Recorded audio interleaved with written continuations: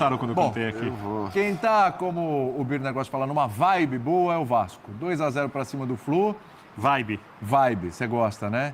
E com o Ryan brilhando, hein, Jean? Mais uma vez fez um gol Positive e participou do segundo gol. Exato. Acho que assim, o primeiro gol, vamos falar a verdade, né? Sorte.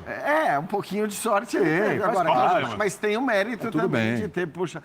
Na verdade, naquele momento, acho que o Fluminense tinha até criado mais. Talvez o momento de maior pressão de um time no jogo tenham sido os 15 minutos iniciais do Fluminense. Onde o Cano perde aquele gol que o Léo Jardim faz uma defesaça. Isso, acho que mais que o Cano perde o gol, o Léo Jardim faz uma defesaça. E aí a gente já tá vendo o gol do Ryan com a bola desviada, enfim, deu sorte sim, mas também tem o mérito de arriscar, de conseguir puxar a bola, de bater. É uma característica dele. E aí no segundo tempo, quer dizer, o Vasco, que acho que não tinha sido melhor que o Fluminense no primeiro tempo, mata o jogo já no início da segunda etapa e volta, né, para isso, volta pressionando para isso. É um Vasco que a gente falava do Vitória, né, que tem 3 vitórias em 4 jogos. É um Vasco também que vem numa... Aliás, o Vitória só tem 3 vitórias em 4 jogos porque perdeu para o Vasco. Isso, aquele jogo do vira-vira. É isso, o outro jogo, né? Então, assim, é um Vasco que também vem muito numa sequência muito positiva. É um Vasco que já mudou a sua briga. Se a gente estava falando ali de briga, né, de rebaixamento, que alguns times começaram a ficar com a pulga atrás da orelha, com o Vitória ganhando 3 jogos em 4 partidas, isso já não se aplica mais ao Vasco, né? Como você disse, está até à frente do São Paulo nesse momento. Então, assim, é um Vasco que vai poder, acho que sim, sonhar, quem sabe, numa vaga, né, até mesmo em Libertadores, porque a gente lembra que Por que não? Você pode ser 8º colocado e ficar com vaga na Libertadores. Mas é um Vasco que também vai se acertando, pensando já nas semifinais da Copa do Brasil, porque ali o confronto vai ser esse, né? O confronto vai ser justamente esse, e como a gente vê, é um confronto bastante aberto. É bom lembrar o Vasco que eliminou o Botafogo da Copa do Brasil também. Acho que uma dificuldade de muitas equipes brasileiras é entender que o jogo dura 90 minutos, às vezes mais, e você não ganha ele no primeiro, mas você pode perder também ele no último minuto, né? Então, saber jogar os 90 minutos é uma conquista. E o começo não foi fácil para o Vasco, não foi uma moleza. Por exemplo, a primeira finalização do Vasco no alvo, e foi a única, né? Assim, não, fez 2-0, estou falando do primeiro tempo, tá? No primeiro tempo, só um chute certo foi o chute do gol, aos 38 minutos da primeira etapa. O Fábio não fez defesa. Não fez. Então, assim, o Vasco teve dificuldade, mas ele conseguiu suportar um jogo do Fluminense que tentou ter mais a bola, controlar mais, buscar aquelas entradas, a bola circula e entra e tenta chegar no Herman Cano para finalizar. Foi um jogo difícil de ser jogado. Eu acho que o Vasco teve essa maturidade, para mim, para aguentar, suportar os 90 minutos, o ponto alto, porque, claro, né, o Ryan está numa fase legal, o Vasco tem no Coutinho um cara que é preciso saber usar para não perdê-lo, mas ele realmente faz uma diferença enorme. A lateral direita ela é muito forte. Né? Ô Calçade, o goleiro, né? Contra o Fortaleza, o Vasco, o Léo Jardim já é um goleiro assim. O torcedor vascaíno, ele gosta muito do Léo Jardim, mas entende que em alguns lances o Léo Jardim falha, não sai gol e tal, tem uns momentos de oscilação. Ok, mas se a gente pegar esses 2 últimos jogos contra o Fortaleza, ele foi fundamental na vitória por 2-0, que o Vasco tomou a pressão, depois teve um jogador a menos. E hoje, ele não apareceu, mas no lance capital, ele fez uma defesa espetacular, que foi no chute do Cano. Eu só queria aproveitar a sua fala sobre goleiros e lembrar um negocinho. A gente consegue entender as dimensões de cada posição. Pô, um time tem o Vitor Roque hoje e o Flaco Lopes, estão arrebentando. O Flamengo tem o Pedro. E tem times que não têm um jogador, um centroavante, ou 2, ou meio, deste tamanho. O Vasco jogou sem centroavante hoje. Então, essas equipes entendem que elas estão num nível abaixo por não contar com o centroavante de seleção. Gente, o goleiro é a mesma coisa.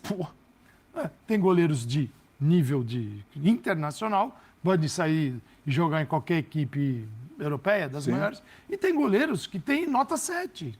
Como o teu atacante tem nota 7, às vezes tem nota 5, às vezes nota 6. Porque a gente trata os goleiros aqui como se todos os goleiros fossem, Sim, uma mistura de Alisson com Ederson e Tafarel. É porque a falha do goleiro, ela é mais crucial do que a falha do centroavante. Ela é a última né? falha. É isso. É a que mais. É isso. Só que o seu centroavante acabou de chutar a bola na lua. Mas pesa mais pro goleiro, e né? aí Porque o sai o goleiro, gol. aí a gente fala, pô, o centroavante é nota 5. Não, mas o goleiro, pô, pelo amor de Deus, tal. Cara, os goleiros também Aí, ó. têm tamanhos e níveis. Maravilhosa a né? defesa. E essa foi uma defesaça. Mas não dá para exigir dele o nível de Copa do Mundo todo jogo. Porque, Vou te falar, tinha que avançar porque com a ele bola e não escolher tem. o canto também. Porque ele não Isso tem errado. esse nível. Mas tudo bem. Agora, É o Vasco, cara. Agora, Calçado, você estava falando para passar aqui para o Birner sobre o Vasco que Então, nessa consegue hora, controlar. só vão lembrar do seu goleiro, mas não do chute na lua. Exatamente, exatamente. E o Vasco consegue controlar, porque até isso mudou no Vasco, né, Birner? Se a gente parar para pensar um pouquinho, o jogo contra o Grêmio, o Vasco martela, perde um caminhão de gols, toma empate. Contra o Internacional, o Vasco não estava mal contra o Inter. Aí acontece aquele lance com o Léo Jardim, é expulso e tal, etc. Toma empate. Contra o Ceará, 2-1 ganhando em São Januário. Se eu não me engano, o Vasco estava até com um jogador a mais naquele jogo contra o Ceará, se eu não me engano.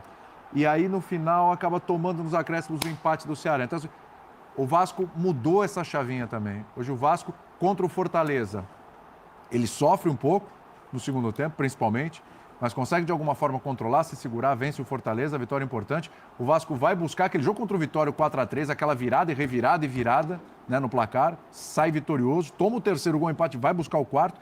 E hoje, embora não tenha feito um bom primeiro tempo, consegue sair na frente nesse primeiro tempo e mata o jogo no começo do segundo tempo. Acho que assim, até o comportamento, a postura, a mentalidade do Vasco evoluiu, mudou. E a gente vê isso com resultado em campo também. Né? Eu acho que, olhando o elenco do Vasco e colocando em conta o que o Diniz tira, nota 9 para o técnico. Porque vale lembrar como o Diniz pegou o Vasco. Era um time que era Lucas Piton cruzando bola do Verratti, o Verratti era praticamente intocável, tudo dependia do Verratti. O Verratti, o jogador, pode ser útil. Hoje, ficou no banco de reservas, entrou só no finalzinho da partida. Porque o Diniz foi criando outros jeitos de jogar. E aí eu lembro do Ryan, que talvez seja o destaque do Vasco no campeonato, para mim é até o momento. Sim. Não só pelos últimos jogos, né? É só ver quantos pontos ele deu para o Vasco, resolvendo jogos em jogadas individuais, muitas vezes. Que tomou bronca do Diniz, porque eu não lembro exatamente contra quem, se foi contra o Corinthians, se foi, eu não lembro exatamente contra quem. Também não, foi cobrado, e jogando do né? lado direito. Aquele jeito do Diniz, né? Aquele jeito não marcava e as pessoas, o Diniz, como tá falando com o Ryan? Cara, o Ryan tem 18 anos de idade, um jogador jovem, com potencial. Melhor do que outros jogadores que foram elogiados da idade dele nessa temporada e já saíram do país. Foi contra o Corinthians mesmo. Foi contra o Corinthians, né? Não tinha certeza. E a utilização dele como, nem foi falso centroavante, mas como falso centroavante na posição de hoje, e o jeito como o Diniz utiliza ele do lado do campo, e como entende o jogo, e como orienta o jogador, está acelerando o processo de maturação dele. Eu quero lembrar de um outro jogador, só fazer uma comparação, já que a gente está falando do Fluminense. Pode falar. Tem o John Kennedy pré-Diniz, com Diniz e pós-Diniz.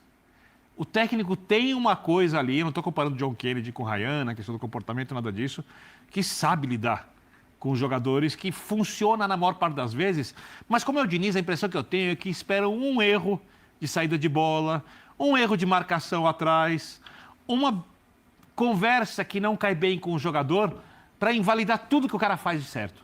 E o que ele faz de certo há muito tempo. Sim. Há muito tempo. No mínimo desde quando assumiu o São Paulo e chegou a ser líder do Campeonato Brasileiro. Né? Então, eu acho que essa campanha do Vasco, boa para o que o elenco oferece, para um time que corria risco do rebaixamento no início da temporada, que era o grande mais cogitado como possível rebaixado pela maioria das pessoas, passa muito pelo Diniz. Com outro técnico, o Vasco teria menos pontos. E hoje, a sorte ajudou.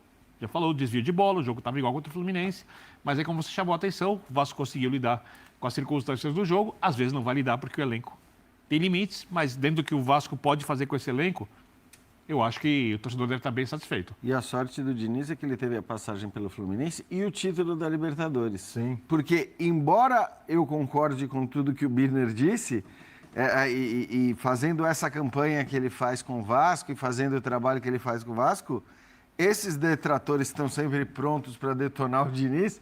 Na hora que acabasse esse campeonato, ia ser, olha lá, Mais uma vez, o Diniz não consegue um título. Isso. Quer dizer, ainda que, obviamente, o Vasco em nenhum momento tenha sido candidato à conquista do Campeonato Brasileiro. Então, acho que o trabalho do técnico se mede de acordo com o que ele tem em mãos, qual é a perspectiva que você tem no momento que você assume e onde você leva o time a partir daquela perspectiva. E olhando para essa relação, evidentemente o trabalho do Diniz é positivo. Sempre lembrando, tem também a Copa do É o que Brasil. eu ia falar, pode ser campeão. Pode Pode ser campeão da Copa do Brasil. Né? Tem o confronto aí justamente contra o Fluminense. Aí. Eu acho que é muito pau a pau, mas vamos lá. Claro, o Fluminense tem mais opções no elenco e tal, mas pelo que o Vasco está apresentando, o jogo de hoje é um exemplo pau a pau. E aí, só- mata-mata... Então, por isso, mata-mata é uma outra conversa. Só para não perder, Fala. teve jogo no Maracanã ontem, foi duro. Teve um Outro jogo hoje. hoje, um clássico, e vai ter o Flamengo na quarta-feira. Opa. Não Viva o gramado. tem alternativa, mas também, quando tiver aquele trilho no Maracanã, Isso. o gramado, a área careca, também não dá para reclamar. Nenhum estádio aguenta 3 partidas, de domingo a quarta, 3 partidas. Só não vai ter jogo na terça. E os únicos times que marcaram mais Ninguém- gols que o Vasco foram Palmeiras, Flamengo e Mirassol. Ninguém aguenta. Vamos dar uma olhadinha nesse segundo turno do Vasco? Vamos lá? E a gente vai responder essa pergunta aqui que está no nosso GC já já. Atenção, segundo turno do Vasco, o Vasco hoje é o 8º colocado do campeonato. Gente, no retorno, o Vasco é o 3º colocado do campeonato. O Vasco tem A apenas... 2 pontos do Palmeiras. É isso que eu quero chegar. Na frente do Flamengo. Exatamente isso. O Vasco tem só 2 pontos da melhor campanha do retorno, que é o Palmeiras, tem 25, 1 ponto abaixo do Mirassol e tem 2 pontos acima do Flamengo. Olha a campanha do retorno do brasileiro do Vasco. E aí eu pergunto para vocês. Lembrando só que o Vasco tem um jogo a mais que o Flamengo, tá? No retorno. Perfeito. Aí eu pergunto para vocês, a pergunta é lá da Tarja, né? Do nosso GC. O Vasco já pode sonhar mais alto? Quando eu falo sonhar mais alto, o Vasco hoje é o 8º, certo? Ou Independente... seja, ele já está sonhando com o Libertadores, porque já É é uma isso, colocação. já virou esta realidade mesmo, mudamos a página, é isso. Hoje o Vasco tem que olhar para cima, esquece a coisa de rebaixamento, já vamos olhar para cima? Isso acho que sim. É, como eu falei no 39 começo. Pelo que está jogando, por tudo. E eu acho que assim, não tem jeito. Qualquer um que, ainda mais se a gente vai usar o verbo sonhar, né, que acho que assim, é Todo legítimo. mundo pode sonhar, né? Não, mas assim, quem está numa colocação em que o Vasco está, na 8ª colocação, tem obrigação de sonhar com Muda o Libertadores e não ficar dizendo, meu objetivo é não cair. Até porque acho que, de fato, você olha a diferença do Vasco aí para os times que estão na zona de rebaixamento, para aqueles 4 lá, e aí falando até mesmo de elenco e de potencial, assim, claro, nós estamos falando nesse momento de um time que está jogando mais, que está jogando melhor, mas também um time que tem mais elenco, um time que tem mais condições de não brigar para cair. Então, eu acho que não tem discussão. O objetivo do Vasco tem que ser uma posição que lhe permita ir para a Libertadores e muitas vezes isso vai depender dos outros campeonatos, de quem vai ganhar a Libertadores atual, de quem vai ganhar a Sul-Americana atual e onde estes times vão estar no Campeonato Brasileiro, a própria Copa do Brasil, que o Vasco pode ganhar. Então, assim, acho que não tem muita discussão, né? Para o Vasco, o objetivo tem que ser esse. E, claro, hoje, olhando ainda mais para uma Copa do Brasil que não tem Palmeiras, que não tem Flamengo, sonhar também com o título da Copa do Brasil. Eu O acho que esse confronto tem que- direto é contra, perdão, Birner, o confronto direto é contra o Fluminense e depois, numa eventual final, pode ser o Corinthians ou pode ser o Cruzeiro. O Vasco que recentemente venceu o Cruzeiro por 2-0. Só uma coisa aqui para te passar, 3 Birner, assim, candidatos dessa semi estão numa zona que a Copa do Brasil o leva para a Libertadores e faz todo sentido. Que é o Fluminense, que ainda não chegou lá, o Vasco e o Corinthians. E o Corinthians. O Cruzeiro é o terceiro, ele esse já está. dificilmente ele não vai, teria que... Para o Vasco, se ele não for o campeão da Copa do Brasil, o melhor seria o Cruzeiro ser. O Cruzeiro já está na Libertadores. Já. Na fase de grupos da Libertadores. O Cruzeiro já está classificado, mesmo matematicamente não estando ainda, na prática já está classificado. O Cruzeiro tem 10 pontos a mais que o 5º colocado. Perfeito. Não vai Perfeito. perder a vaga. Perfeito. Ainda mais pelo futebol que joga. E tem o mesmo número de jogos do quinto colocado. É bom lembrar também. Eu acho que o Vasco tem que se concentrar, o principal objetivo é ganhar a Copa do Brasil. Sim. E jogando partida após partida, porque a diferença para o 6º colocado de 7 pontos é uma diferença considerável. Ele tem um jogo a mais que o Bahia, mesmo número de jogos que o Botafogo, ambos têm 46 pontos, o Vasco tem 39. É difícil ultrapassá-los, tá? Restando Para o Vasco, 9 partidas. Ia ser uma façanha ultrapassar. Não sei, precisa fazer uma campanha espetacular para isso. De qualquer forma, eu acho que vai jogando, vai conseguindo e vai vendo se o Bahia e o Botafogo tropeçam bastante, com o Vasco ganhando muito. E tá aí, você viu nesse momento as palavras da galera da ESPN analisando um pouquinho sobre o Vasco da Gama. Será que o Vasco da Gama vai chegar na Libertadores?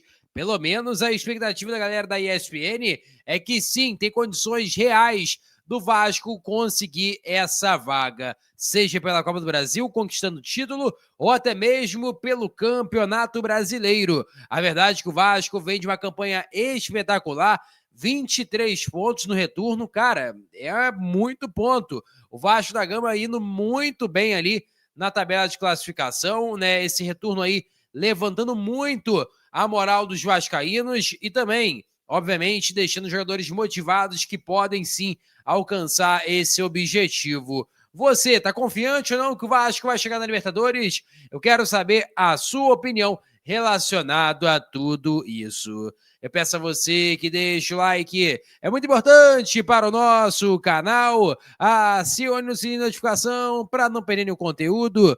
Nossa meta é alcançar o mais rápido possível 70 mil, conto muito com a sua ajuda e também com a sua moral. Vou ficando por aqui, valeu, tamo junto e é nóis! Fui!